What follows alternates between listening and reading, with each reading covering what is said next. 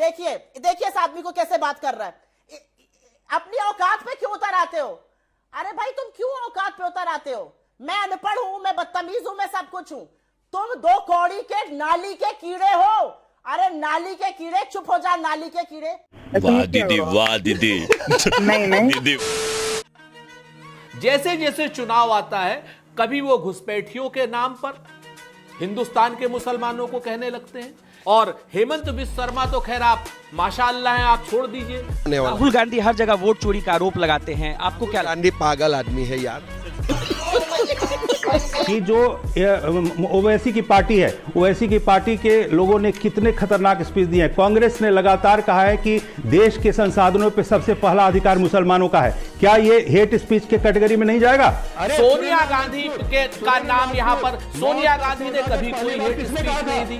Case file किया था election commission के सामने। अरे अरे यार ये मूर्ख आदमी को चुप कराइए ना। मैं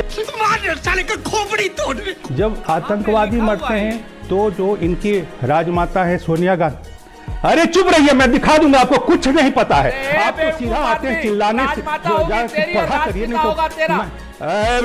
राजपूत समझ लो, अरे आतंकवादियों के मरने पे इसकी राजमाता जो है रोती है। आतंकवादियों के मरने पे करता था मूर्ख आदमी, ये तो अरे मूर्ख, तुम्हारा पूरा खानदान मूर्ख है। तो हेलो दोस्तों, नमस्कार, जय जय श्री राम। दोस्तों आज का एक और डिबेट वीडियो काफी धमाकेदार होने वाला है, क्योंकि आज का डिबेट हेट स्पीच को लेके चलने वाला है। मतलब कौन कौन से नेता नफरती बयान देते रहते हैं, उसी को लेकर आज का ये डिबेट चलने वाला है, जिसमें आपको देखने को मिलने वाले हैं कांग्रेस पार्टी के प्रवक्ता सुरेंद्र सिंह राजपूत और सुप्रीम कोर्ट के वकील अमिताभ सिन्हा। तो दोस्तों आज के डिबेट में अमिताभ सिन्हा ने कांग्रेस के प्रवक्ता को डिबेट में जमकर धोया है और जमकर बेइज्जत किया है, जिसे आपको देखने और सुनने पर आनंद आ जाएगा। तो आज के इस डिबेट में आप लोगों से अनुरोध है, आप लोग शुरू से लेकर अंत तक बने रहिएगा, पूरी डिबेट को ध्यान से सुनिएगा, तभी आप सभी को पूरी डिबेट समझ में आएगी।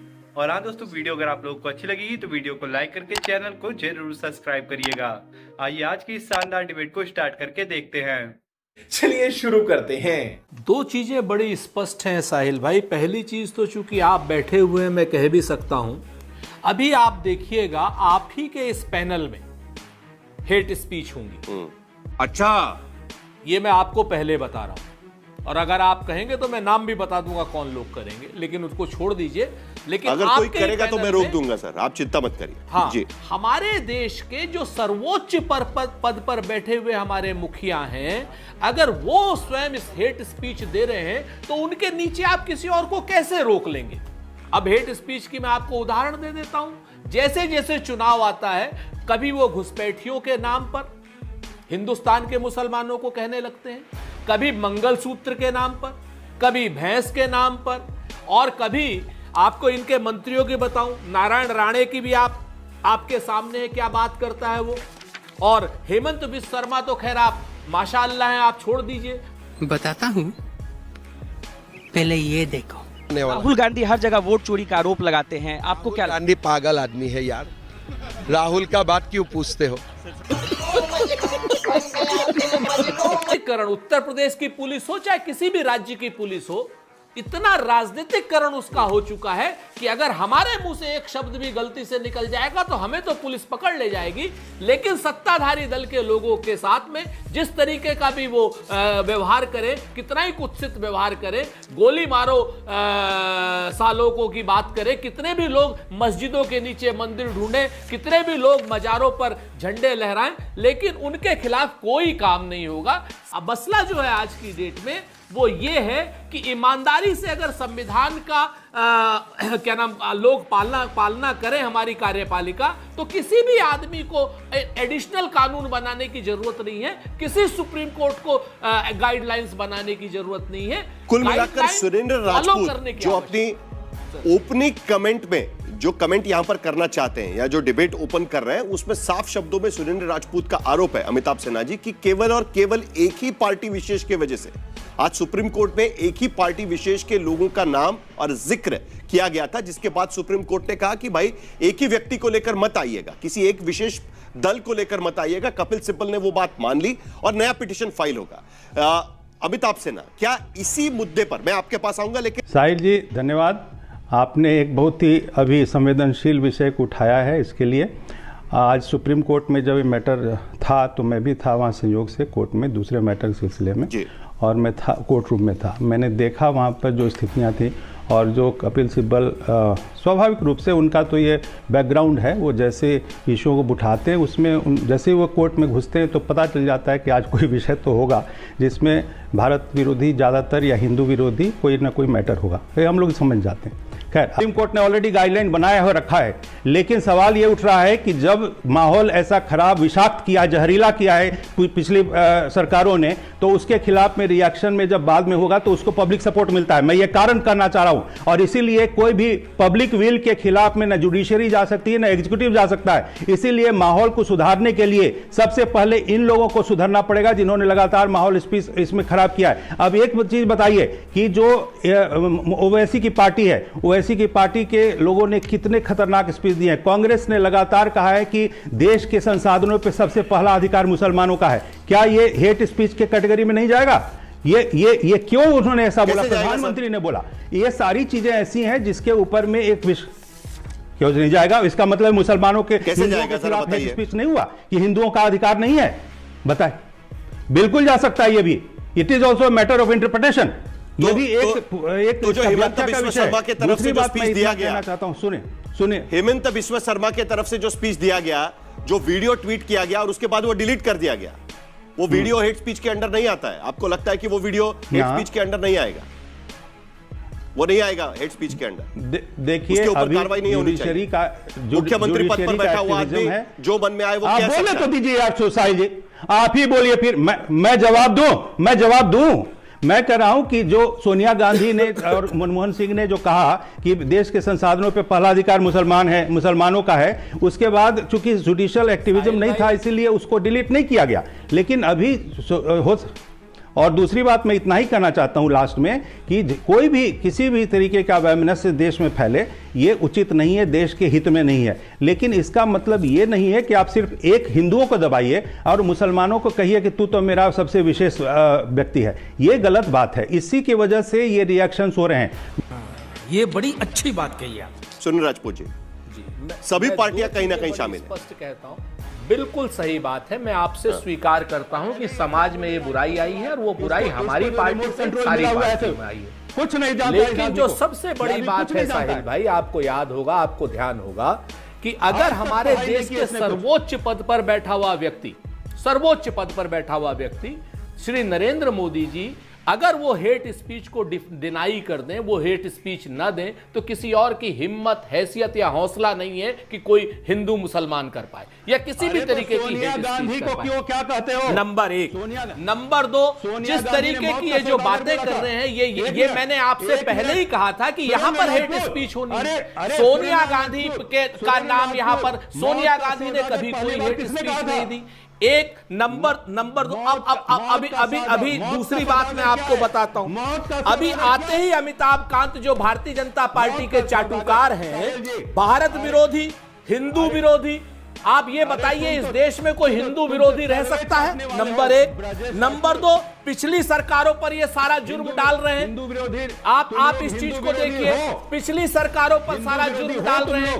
नरेंद्र मोदी जी को और नरेंद्र मोदी जी के मंत्रिमंडल में रहने वाली साध्वी निरंजना, जिसने रामजादे और हरामजादे तक कहा था, वहां तक ये लोग बिल्कुल नहीं जाते। हेमंत बिस्वा शर्मा पर ये लोग बिल्कुल नहीं जाते हैं। अभी आप आ जाइए, देखिए कितना झूठ बोलते। ओवैसी के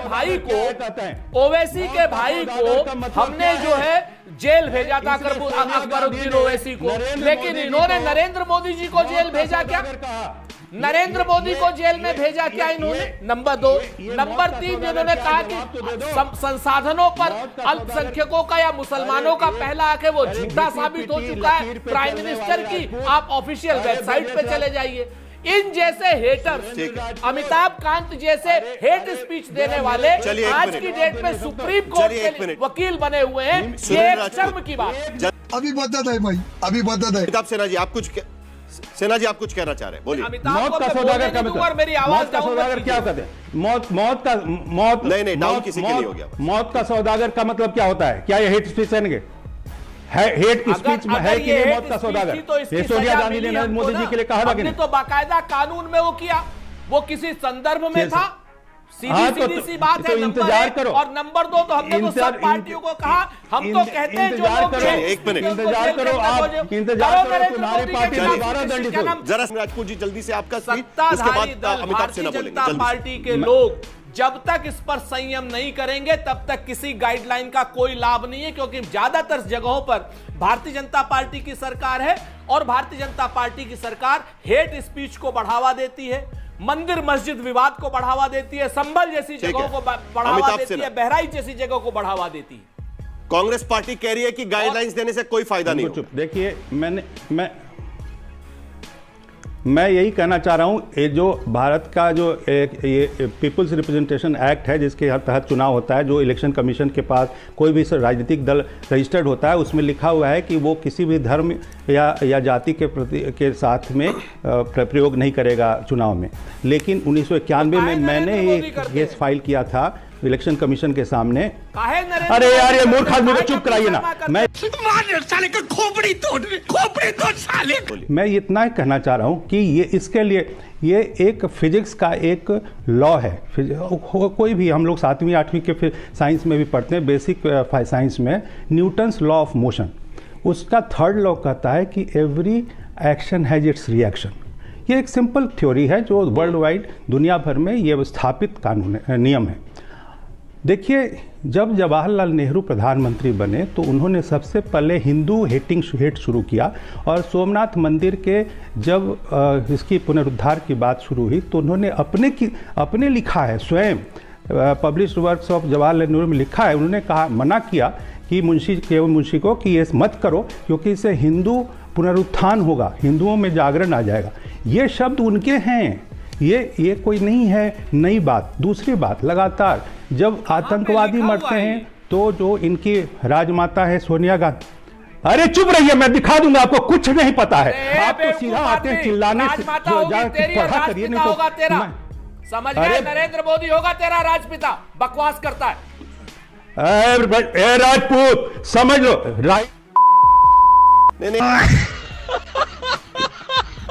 बेवजह की बहस नहीं होगी, प्लीज।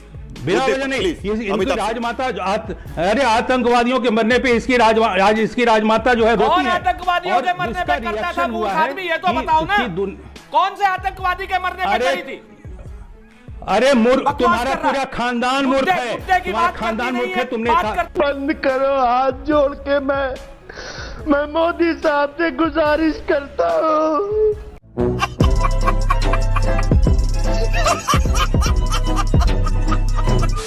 दोस्तों, आज का ये डिबेट यहीं पे खत्म हो चुका है। वीडियो में अंत तक बने रहने के लिए आप सभी लोगों का धन्यवाद। तो आज के इस डिबेट के बारे में आप सभी का क्या राय है? आप लोग अपनी राय वीडियो के कमेंट बॉक्स में हमें जरूर बताइएगा। और हाँ दोस्तों, अगर आप सभी को ये डिबेट अच्छी लगी है तो वीडियो को लाइक करके चैनल को सब्सक्राइब कर लीजिए, क्योंकि हमारे चैनल पर आप सभी लोगों को ऐसी शानदार डिबेट देखने को मिलती रहेगी। और इस वीडियो को अपने दोस्तों और अपने परिवार के पास ज्यादा से ज्यादा मात्रा में शेयर कर दीजिए, ताकि उन तक ये वीडियो पहुंचे और वो लोग भी इस वीडियो को देख सकें। आपसे जल्दी मुलाकात करेंगे एक और शानदार डिबेट के साथ। तब तक के लिए आप लोग अपना और अपने प्यारे परिवार का ध्यान रखिए।